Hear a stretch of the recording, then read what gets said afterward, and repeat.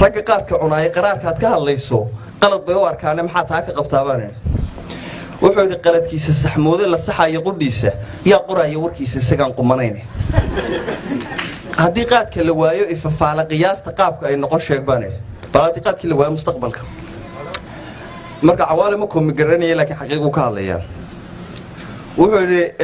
ninka qaadka cunaaya dhashiisuu qadiyaayo quudkooduu ku tuntaaya haddii qaadka la waayo qarash baa hakanayo qoysaska aflaxaya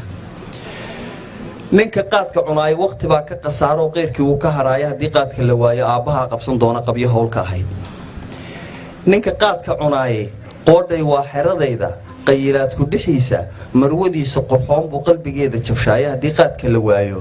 farxadday wada qaybsan labadii isqabaayo waqti bay wada qaadan buli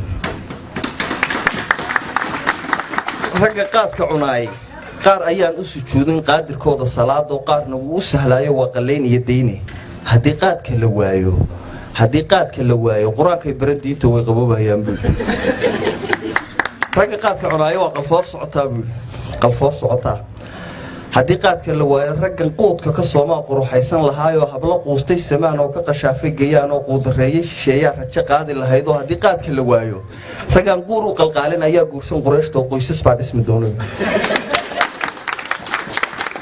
haddii qaadka la waayo qarankaa cagihiisa ku istaaga qumaati buu yidhi haddii qaadka la waayo buu yidhi qayilaadda marqaanka qaraamihiisa dhegayska mar fishqiiq wada haysto qol ku yaal jannamoodka qaadiraad caratooska waa khasaaran haystee haddii qaadka la waayo qalad baa sixmi doona buu